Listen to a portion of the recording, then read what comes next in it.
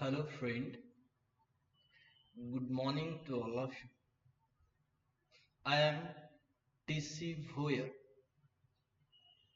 Assistant Professor and Head Department of English, late Pushpadevi Patil Arts and Science College, Risod, District Wasim, that is affiliated to Sant Gadge Baba Amravati University, Amravati in Maharashtra. Friend, today we are going to learn one of the great romantic poem that is entitled Kubla Khan. This poem is also subtitled as A Vision in Dream, a Fragment. This poem, Kubla Khan, we know, is written by a great romantic poet, literary critic, philosopher, and theologian Samuel Taylor Coleridge. He was also a founder of the Romantic movement in England with his friend William Wordsworth, and also a member of the Lake Poets. As we know, Lake Poets are William Wordsworth, S.T. Coleridge, and Robert Southey.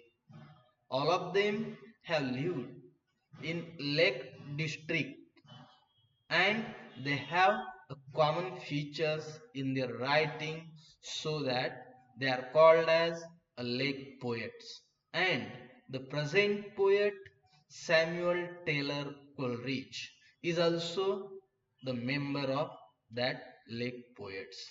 He wrote who Samuel Taylor Coleridge has written many poems. He wrote volumes and collaborated with Charles Lamb and Robert Southey in many essays. His major poems are The Rime of the Ancient Mariner, Christabel, Conversation Poems, and Kubla Khan. His great prose work is Biographia Literaria. He is well known for his critical work, especially on William Shakespeare. He coined many familiar words and phrases, including suspension of disbelief. And lastly, he had a major influence on Ralph Waldo Emerson and American Transcendentalism. So, this is the short introduction of this poet, Samuel Taylor Coleridge. As we know, he is the companion of William Wordsworth in the lyrical ballad. And we come to know that, or we know that, the publication of lyrical ballad in 1798 is also known as the beginning of Romanticism.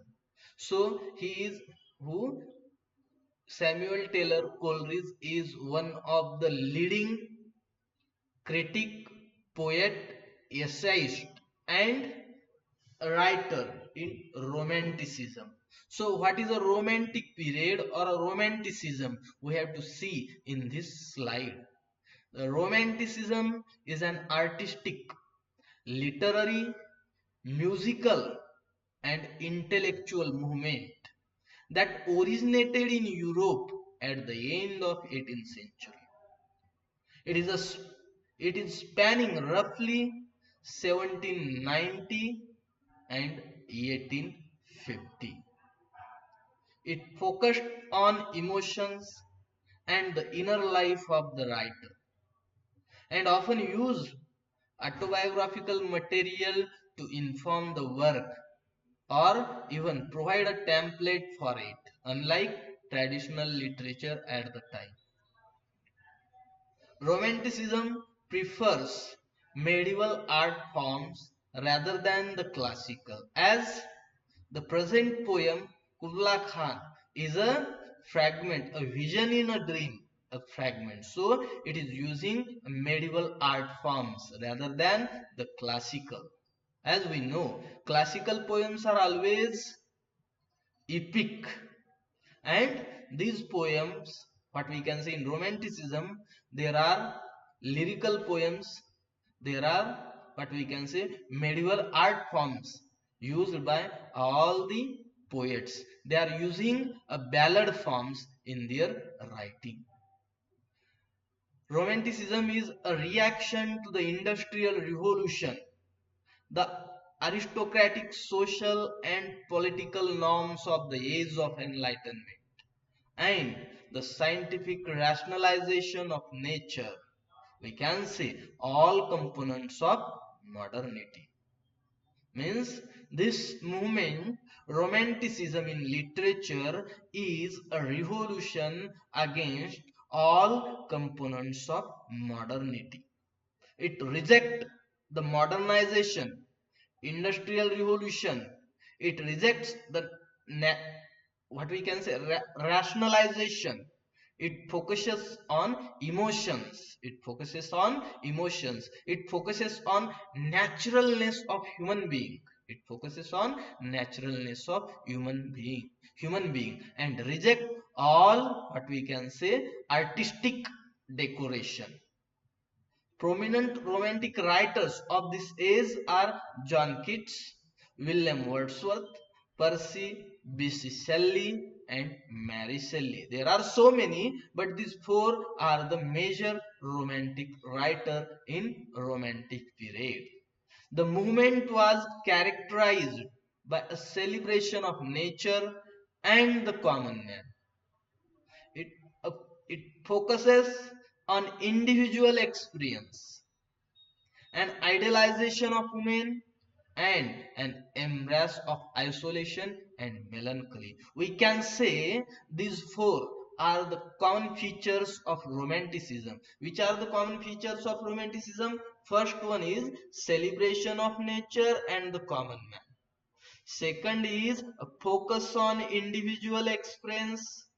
Third is idealization of women. And last one is embracement of isolation and melancholy. These are the four major characteristics or features of romanticism. As we have seen, what is romanticism? Romanticism is a movement. We can say it is in literature. It is everywhere in musical, in artistic and intellectual movement it is.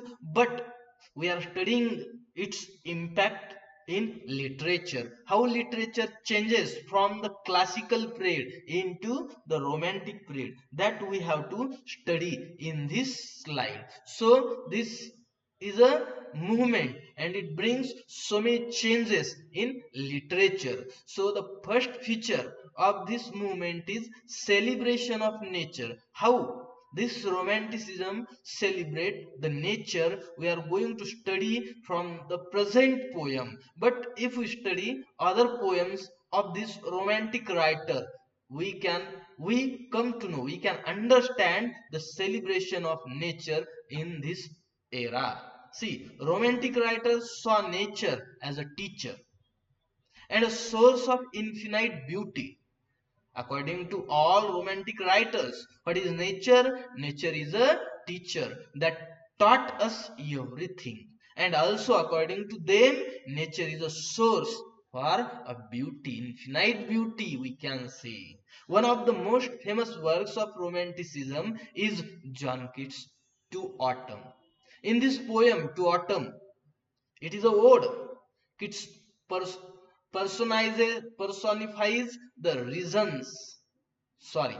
Keats personifies the season and follows its progression from the initial arrival after summer through the harvest season and finally to autumn's end as winter takes its place. See, in this poem, To the Autumn, John Keats personified every natural objects and given what we can say human qualities to natural things. That's why celebration of nature is one of the great feature of this period of romanticism. The second feature is focus on the individual and spirituality. See, this movement, romanticism, focused on individual experience. It focused on inner feeling of the writer. Author's biography is important. According to this movement, according to these writers, writer's background, writer's biography, writer's environment is important to write a poem, because all these things influence him, and whatever he experienced, that experiences he presented in his writing. That's why this movement turn inward. This movement turn inward, valuing the individual experience above all else. This in turn led to heightened sense of spirituality in romantic work and the addition of occult and supernatural elements. See, inward feelings are important. As we have seen, the definition of poetry given by William Wordsworth in his lyrical ballad. What is that definition?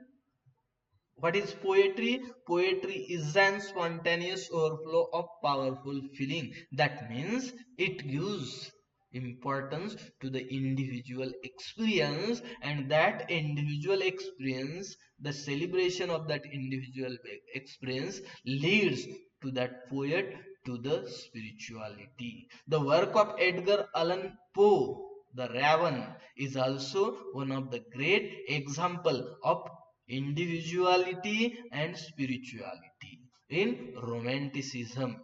In this slide, we are going to see the third feature of romanticism. What is the third feature?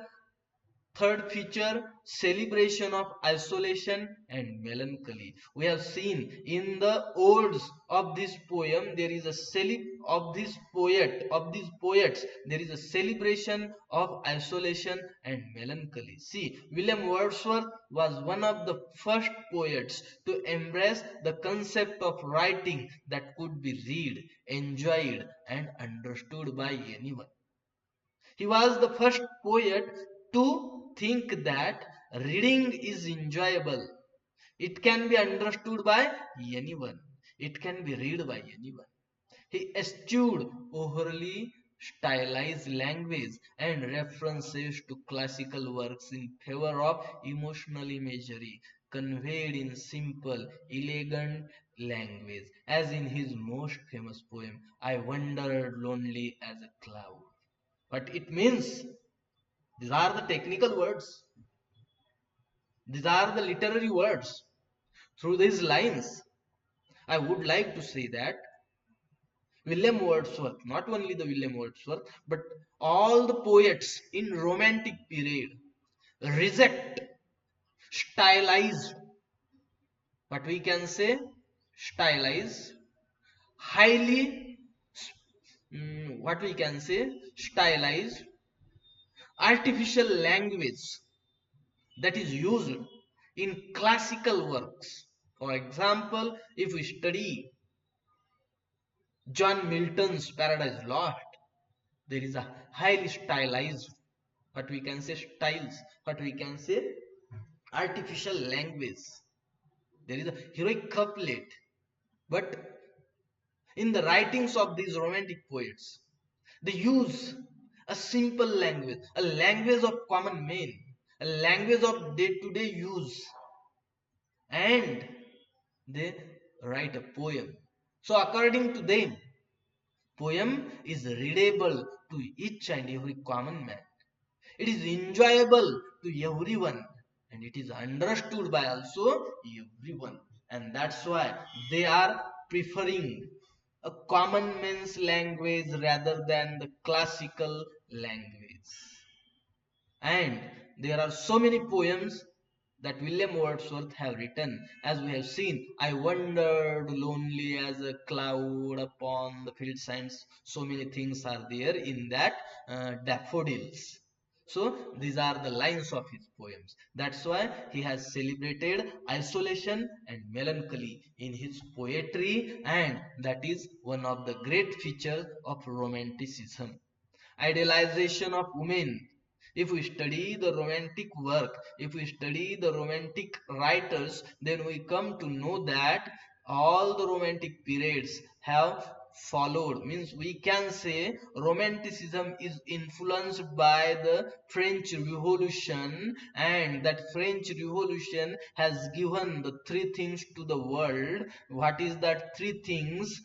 Equality, fraternity, and liberty, and that three things influence all the romantic writers, and that's why the future idealization of women is come from that Russian Revolution, sorry, French Revolution.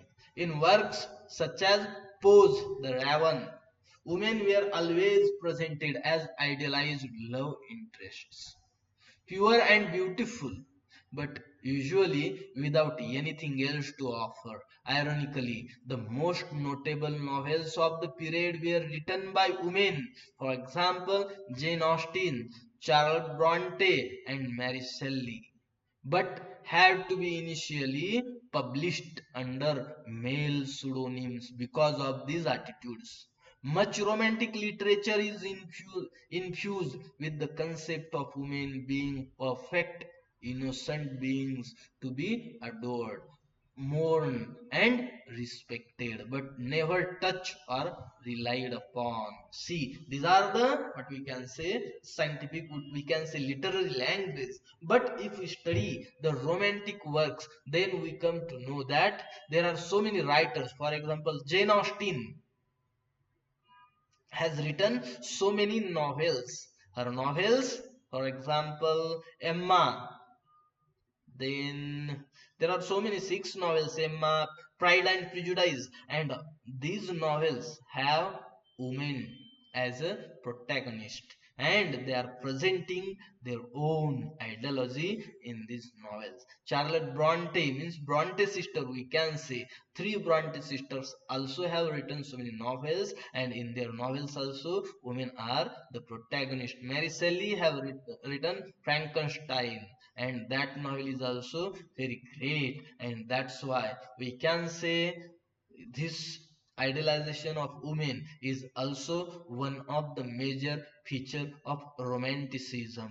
Personification and pathetic fallacy, as we have seen, this is the one of the feature of romanticism. Personification is used by all the romantic poets in their writing.